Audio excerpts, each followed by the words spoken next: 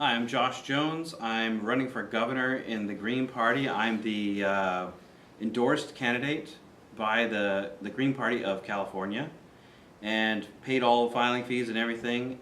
And I'm Josh's campaign manager, Sadie. and so we are traveling all over California. We're going to all 58 counties. We've been all the way from Imperial County and San Diego County all the way up to Del Norte County and Shasta County. Recently, we went on a 13 county loop in 5 days and had meetings all along the way. And so what we do is we go out and we ask people in each particular county when we have a meeting, what are the problems and what are the solutions that you already know on the ground? It's really important for us. We are not corporate owned. We don't get any corporate money at all. It's all small donations, just like for Bernie. And so, we've been able to, we have run a tight ship. I drive, she drives. A lot of times we'll stay at people's houses that are supporters. And we're able to find out things like, for instance, this is something that we found in several places. Before we started saying it, we waited till hear more. But it turns out that, and one of the biggest problems that's going on in California is affordability of housing. And there are a lot of ways that people are trying to get a handle on that. It could be repealing Costa-Hawkins. Well, that's a big haul, but people want to do that. They want to have rent control. That's also a big haul. But if Costa-Hawkins was gone, then different municipalities could do it themselves. Yeah. Sometimes I'll advocate for public housing. California used to build public housing after World War II. They built prisons, they built bridges. Building a nice apartment complex like I saw when I lived in Denmark for a month with plots that are allocated, like a community garden, plots allocated to each flat. And so you have this community that forms, that is a different way of thinking of it. And we could do that. And we could put it at every single, just outside the city limits in county property, maybe an acre each, and spread out the problem, and make the solution occur across the state. But it turns out that an Airbnb, which was a problem here in Nevada County, there was a big problem with that, and people we even know who actually did have they would rent out Airbnb like a room in their house. Well, the idea was to ban Airbnb entirely. Well, coming in with a sledgehammer and banning things has never really worked. No matter what, you want to talk about cannabis, let's ban it and have a black market. Never worked. It's a big central part of Nevada County's income, like Humboldt, like Mendo, right? So we know that banning doesn't really work. But what we found is that Airbnb is almost certainly responsible for a big chunk of people being thrown out on the street. So what we found is that people in San Francisco, Barry Hermanson actually is running for Congress there against Nancy Pelosi. We support Barry Hermanson. Please vote for him. Those people who are in San Francisco County and City, because that's the same there. He said, and then other people told us, that there are areas in their cities where whole chunks have been bought up, like a block by Airbnb investors. They don't live there ever. They live in New York, or they live somewhere else. Who knows? They live far away. And so what that does, because housing is fungible, it eats up the housing stock. It pushes everyone out. You wonder, why are all those people homeless in tents all over in the Bay Area and all up along and down the coast of California and Oregon and Washington and actually a lot of places, even destination spots. It's all where people want to go vacation or go to conventions. Yep.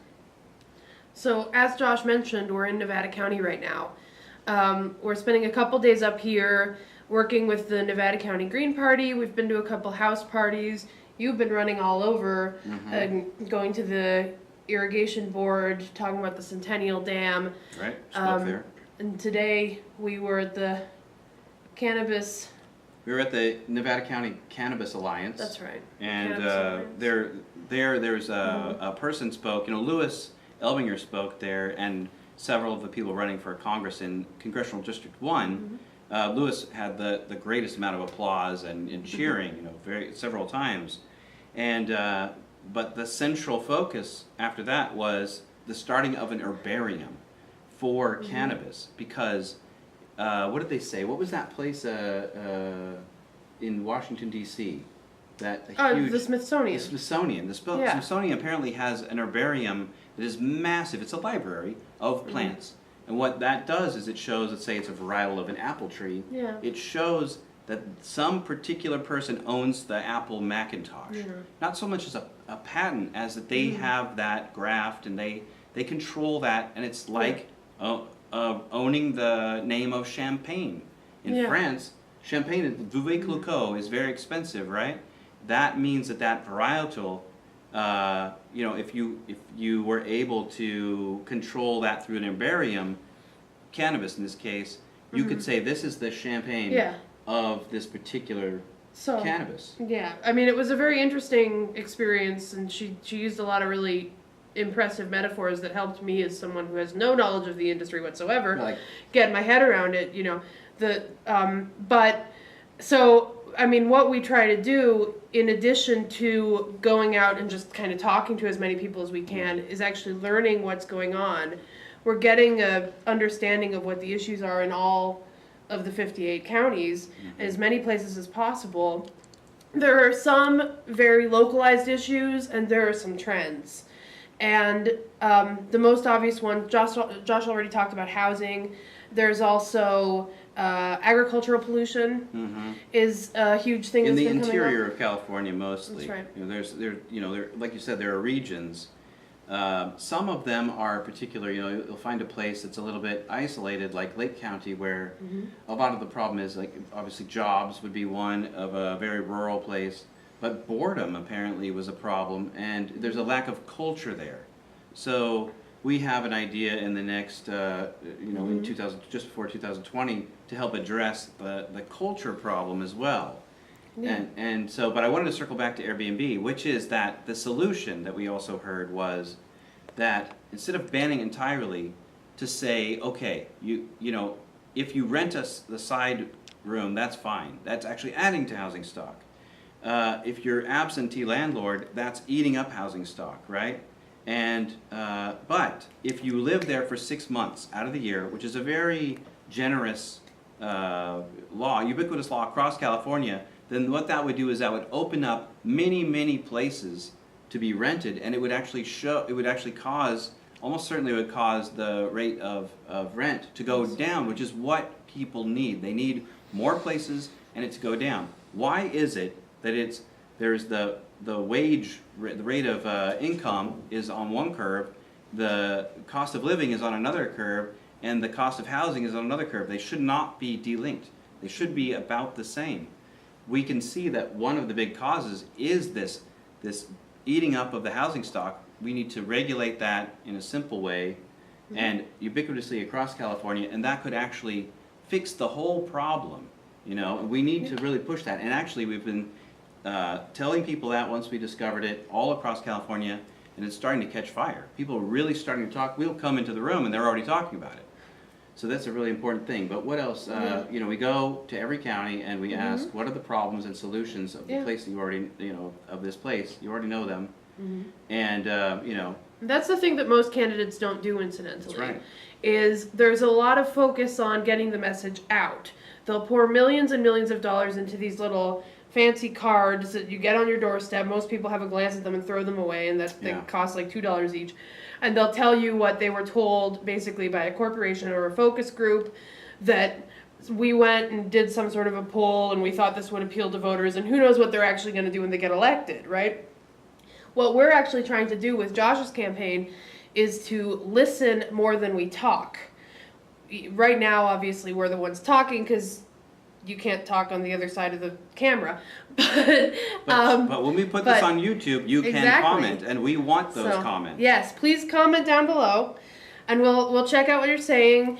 We'll be taking it into consideration, replying as much as we can. We're busy people, but we're here to actually learn what is going on with California and to represent people rather than just pretending to and just kind of saying whatever we think people want to hear. There are 27 gubernatorial candidates running, right? And that's not counting the write-ins. Well, right, and that's about half of the people who were running before. We paid our filing fee, but we don't take money from corporations. We're corporate free, and so it's like Bernie got small donations. We've been able to go all across the state because we run a very tight ship, right? Mm-hmm. But, as we go out there, what I find is that being a real, and I think this is what politicians used to do, and what we think that politicians are supposed to do, I find that I'm more like a reporter.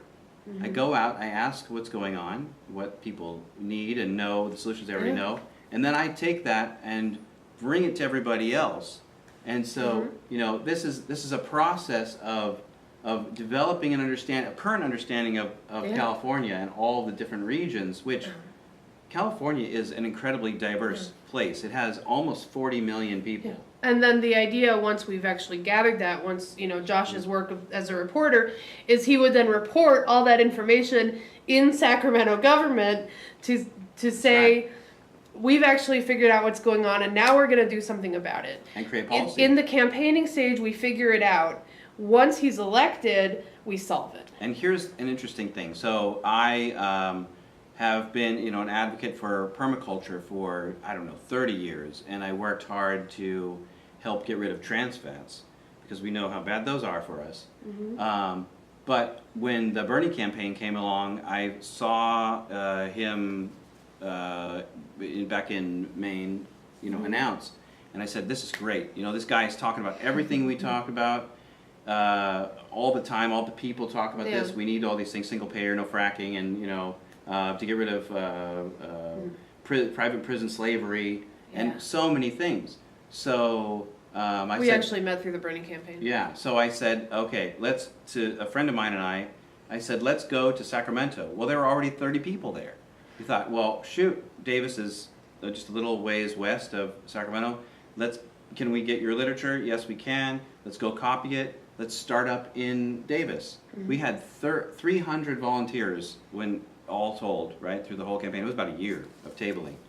And we ended up winning Yolo County for Bernie in the primary with $5,000. I know for a fact that the Democratic Party spent $130,000 to lose.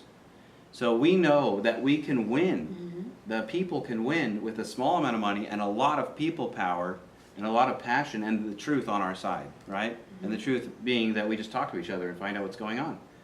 So it's really exciting. The burners, if you will, are 17% of the electorate.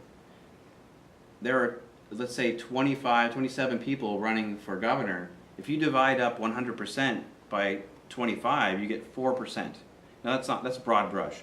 But if there are 17% burners in California, and the top two is what happens on June 5th, so please go out and vote for Josh Jones for governor on June 5th, I could conceivably get into the top two. And you want to see how fast they're going to get rid of top two, Democrats and Republicans, if a Green gets in because of it?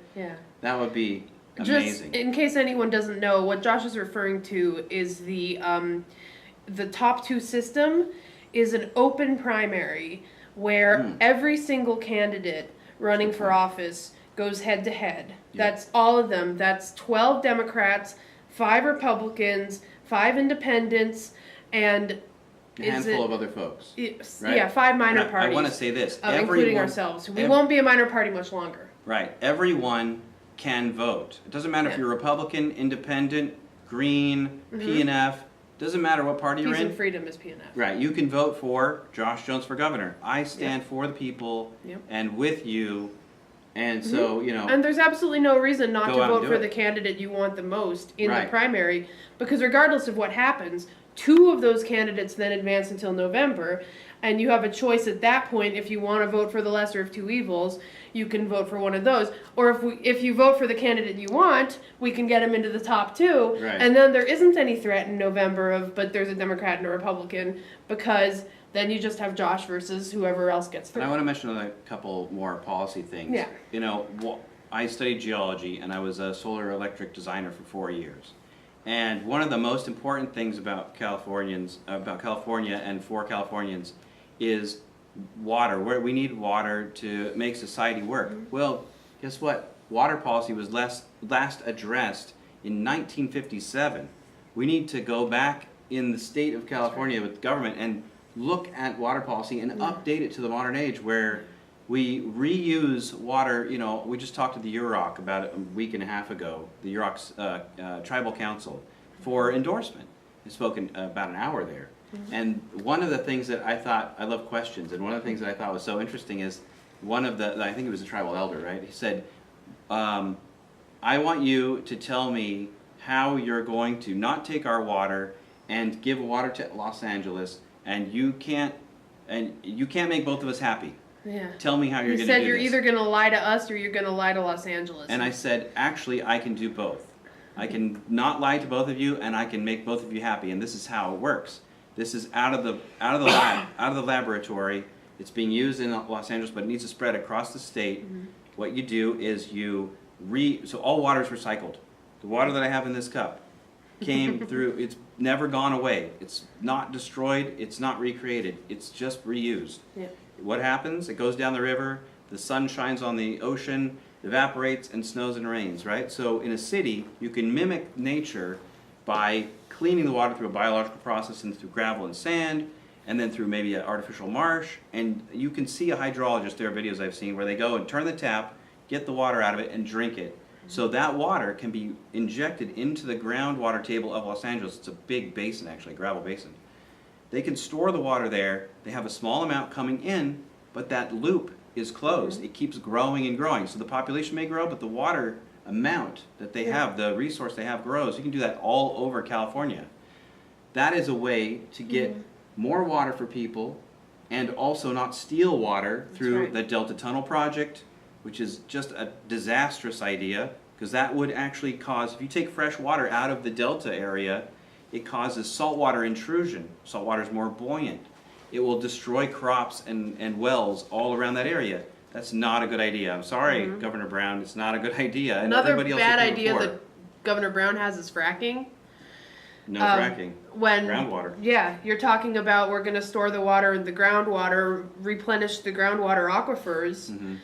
Well, if you go and frack it, then it's full of chemicals and we can't use it, and that abolishes that entire system. Yeah, So, and you know, it could be, I was talking to some Native American folks at one point about 6 months ago, and one of them said it could be that they're trying to destroy the groundwater reservoirs because they want to privatize. Imagine, now this is just a supposition, but if I was an evil person and I wanted to make it so that water wasn't a public, you know, it wasn't in the commons, it wasn't publicly owned, if you destroy all the water to ground, reservoirs, the only way you can get water is from a bottled water company. Well, guess what? The water, if this was tap water. If this was bottled water, it has less regulations than tap water. Anyone drinking bottled water is actually drinking water that is less clean by law than water you get out of your tap. So one might think that protecting the groundwater is not really their highest priority when they come up with these things. Right. There's another thing, single payer. You know, we need to have Medicare for all or single payer, whatever you want to call it. And that the reason I can go long about this, but I'll go short. Ultimately, it's the job of the leaders to create conditions where the people can thrive, where society can thrive. It is not the job of leaders to create conditions where people are extracted from. And this is what's been happening in the past. It's what we see. So that's why we are out going across all 58 counties to work for you with small donations. And you can go check it out on josh4gov, so that's josh4gov.org. Show them your shirt.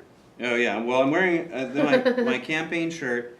I don't ever wear a suit, because I'm a normal person, and also it's getting warm. Right. But sometimes normal people I wear suits. a dress shirt, Yeah. and I wear nice, whatever, it's nice. But today I'm wearing a t-shirt. Yeah. I have this nice thing that was made by Nevada County folks and Green That Party. was given to us by a supporter. I love this thing. But it's you so can see right here where looking. you can go.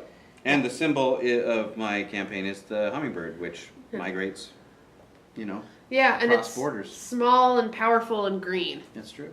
It's kind of like the Bernie bird, but it's we were trying to see what can we use, the Bernie bird, but what's a powerful small green bird? Oh, the hummingbird. Yeah. Yeah. And it's sacred to some people. That's true. Actually, what was it? A Pomo indigenous person said that my name was Tule, You which can name means, him. That was Eric Rydberg. He's running for Secretary of State. That's true. Also in the Green Party. Check Yes. out Eric Rydberg. His is Eric with the K, 4 number, SOS.org. Yeah. Yeah, he's a good guy. But yeah, do you want to? Well, please vote for me. June 5th. You will see me when you get your voter guide. I have a very, we paid $25 a word, everybody did. And it's a very respectable 83 right. word candidate statement. It hurt to put in that statement because $2,000. $25 a word is a nice meal for 2 per word. So we would, after a little while, we'd go out to dinner and say, this meal was brought to you by the word and. Well, so it's there. You can see it. You'll see my picture. Yeah. And, I think you'll find that I'm the better candidate. Yeah, and you'll be on the ballot Thank you. June 5th.